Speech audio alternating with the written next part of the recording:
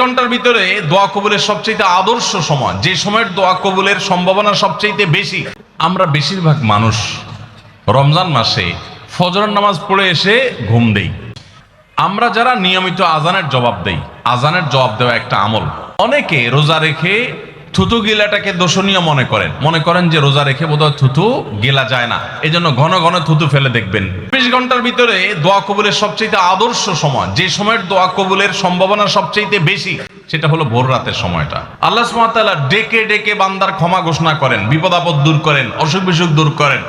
এই সময়টা হলো রাতের শেষ প্রহর, ফজরের আগের সময়টা, তাহাজ্জুদের সময়টা। 11 মাস ধরে আমরা নানা ব্যস্ততার অজুহাতে আমাদের তাহাজ্জুদ পড়ার সুযোগ হয় না, ভোর রাতে ওঠার সুযোগ হয় না। ভাইরা আমার, রমাদানের মাস, আপনি তো সাহরি খেতে প্রায় প্রতিদিনই উঠছেন।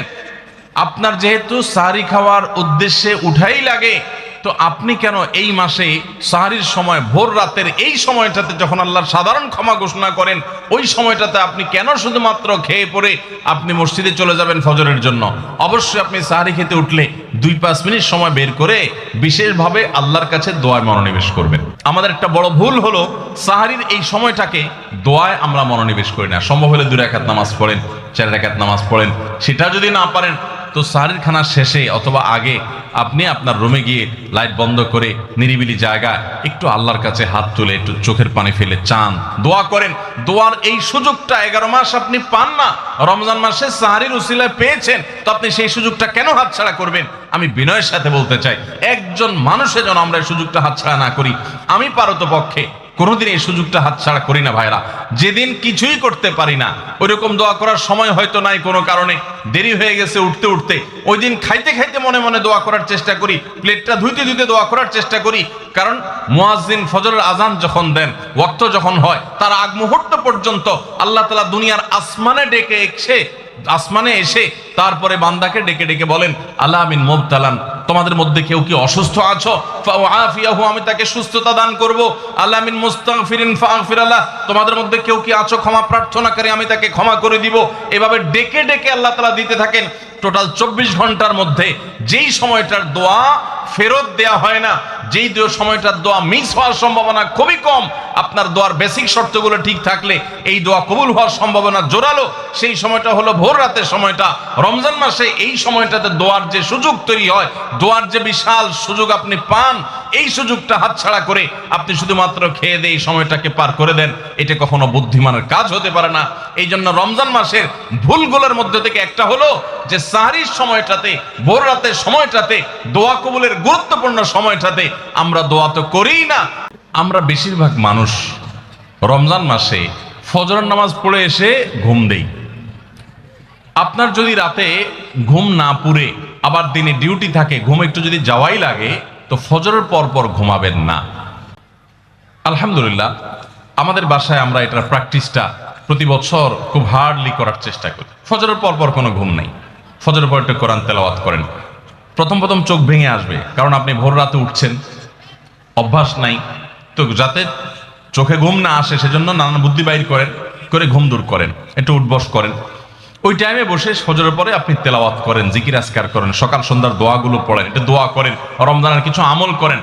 এশাকের নামাজের ওয়াক্ত হয়ে গেছে, 2 রাকাত নামাজ পড়ে এরপর আপনি পারলে দরকার হলে শুয়ে যান, কিন্তু ফজরের পর শুয়ে যাবেন না। এটা একটা ভুল, কারণ নবী করিম সাল্লাল্লাহু আলাইহি সাল্লাম সকালের এই সময়টার জন্য দোয়া করেছেন, আল্লাহুম্মা বারিক লি উম্মতি ফি বুকুরিহা, আল্লাহ আমার উম্মত জন্য সকালের সময়টাতে বরকত দান করুন। আর ওই সময় আপনি ঘুমায় থাকছেন।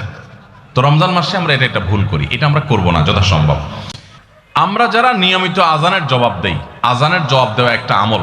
আপনারা জানেন তো, মুয়াজ্জিন যা বলে তার সাথে সাথে তা বলা, তার পরপর সেটা বলা। মুয়াজ্জিন যখন আল্লাহু আকবার বলে, তখন আপনিও আস্তে আস্তে করে আল্লাহু আকবার বলবেন। মুয়াজ্জিন আবার যখন আল্লাহু আকবার বলবে, আপনিও আল্লাহু আকবার বলবেন। মুয়াজ্জিন যখন আশহাদু আল্লা ইলাহা ইল্লাল্লাহ বলবে, আপনিও আশহাদু আল্লা ইলাহা ইল্লাল্লাহ বলবেন।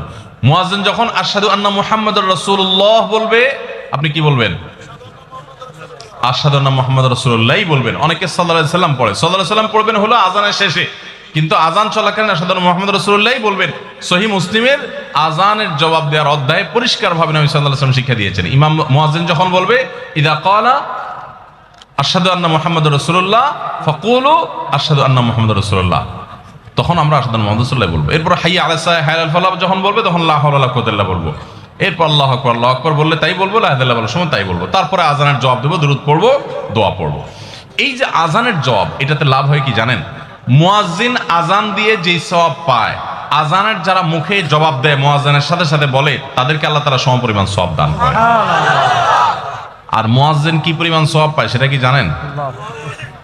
কোন মুয়াজ্জিন যদি আল্লাহকে খুশি করার জন্য আজান দেয়, দুনিয়ার উদ্দেশ্য তার কাছে না থাকে, বরং আল্লাহকে খুশি করাটাই তার উদ্দেশ্য থাকে, তাহলে এই মুয়াজ্জিনের ফজিলত হলো ওই মুয়াজ্জিনের আজান শুনে যত মানুষ মসজিদে আসবে, ওই ওয়াক্ত নামাজে যত মানুষ শামিল হবে, সবাই যে পরিমাণ সওয়াব পাবে, যার যার অ্যাকাউন্টে যাবে, বোনাস হিসাবে সবার সমপরিমাণ সওয়াব মুয়াজ্জিনকে দেওয়া হবে। আর আপনি মুয়াজ্জিনি না করে শুধু আজানের জবাব দিলেও সেই মর্যাদা বোনাস হিসাবে আল্লাহ তাআলা আপনাকে দান করবেন। আজানের জবাব, এই আজানের জবাবটা আমরা অনেকে 12 মাসে একটু আধটু দেওয়ার চেষ্টা করলেও রমজান মাসে মাগরিবের নামাজের আজান, এটার জবাব নিয়মিত আজানের জবাবকারীরাও দেয় খুব কম। এটা রমজানের একটা ভুল। কেন দেয় না? কারণ সেই আসরের পর থেকে নিয়ে 10, 12 পদ, 13 পদ, 14 পদ ইফতার সামনে নিয়ে বসে যে দাঁত কচকচ কচকচ করতেছিল, হাতগুলো শুধুমাত্র আকুপাকু করতেছিল যে কখন আপনার বেগুনি ধরবে, কখন পেঁয়াজু ধরবে, কখন বুটমুড়িতে হাত দিবে। যখন আকুপাকু করতেছিল, সূর্য ডুবছে, মুয়াজ্জিন সাহেব আল্লাহু আকবার হাঁকা শুরু হয়েছে, আর হুমড়ি খেয়ে অমনে ঝাঁপায়া পড়ছে, খাইতে খাইতে কখন আজান শেষ হয়ে গেছে টেরও পায়নি। ঠিক না ঠিক? আপনি খান, ওয়াক্ত হয়ে গেছে, সাথে সাথে আপনি খেলেন, আজান শুনলেন, সাথে সাথে আপনি খেলেন, ভালো কথা। একটু মুখে দিয়ে খেতে খেতে খাওয়ার ফাঁকে ফাঁকে মুয়াজ্জিনের আজানের জবাবটা দিয়ে ফেলেন। কিন্তু ম্যাক্সিমাম মানুষ আমরা এই ভুলটা করি। আমি খেয়াল করে দেখেছি যারা নিয়মিত আজান দেয়, তারাও আজানের জবাব দেয়, তারাও দেখেছি এটা করে না, অর্থাৎ ভুল হয়ে যায়। তাহলে আমরা লক্ষ্য করবো তো ইনশাআল্লাহ, মাগরিবের সময় ইফতারের ফাঁকে ফাঁকে আমরা আজানের জবাব দিয়ে দিব। ওই ভোর রাতের ওই সময় ইসলামিক প্রোগ্রামও দেখতে যাবেন না, আপনি ওই সময়টাতে আল্লাহর সাথে কথা বলবেন। ওই টাইমটা ইবাদতের সময়, ওই টাইমটা দোয়া এবং রোনাজারির সময়। আমরা বেশিরভাগ মানুষ এই ভুলটা করি যে রমজানে আল্লাহর কাছে পাওয়ার এই বিশাল সুযোগ আমরা হাতছাড়া করে ফেলি। আমরা এখন থেকে সাহারিতে উঠলে দোয়া করবো তো ইনশাআল্লাহ।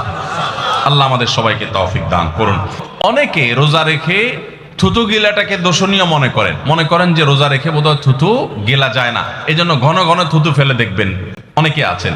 বিশেষ করে নতুন নতুন যখন রোজা রাখে পোলাপান, তখন দেখবেন যে মিনিটে মিনিটে থুতু ফেলে। আছে না নাই? এই ঘন ঘন রোজা রাখে, আপনার থুতু ফেলে কেন? কারণ মনে করতেছে থুতু গিললে তার রোজা ভেঙে যাবে। ভাই, থুতু যদি আপনি না গিলেন আপনি বাঁচবেন? থুতু না গিললে কেউ বাঁচবে? যতই আপনি থুতু ফেলেন, আপনার থুতু তো কিছু না কিছু ভিতরে যাবেই। যদি না যায়, গলা শুকিয়ে গেলে তো আপনি মরেই যাবেন। তো এই জন্য এটা একটা ভুল যে আমরা মনে করি থুতু ফেলা লাগে। রোজা রেখে রোজার কারণে এক্সট্রা কোনো থুতু ফেলার দরকার নাই। আপনার মুখে বালু চলে আসছে, একটা মশা ঢুকে গেছে, আপনি রোজা আছে, এটা যেন ভিতরে না যায়, সেজন্য থুতুটা ফেলে দিলেন, এটা ভিন্ন কথা। আপনি বেসিনে গিয়ে ফেলে আপনি একটু পানি ঢেলে দিলেন। কিন্তু রোজা রেখে ঘন ঘন থুতু ফেলতে হবে, থুতু গিলা যাবে না, এরকম কোনো কথা নাই। এটা আমাদের একটা ভুল, রমজান কেন্দ্রিক একটা ভুল।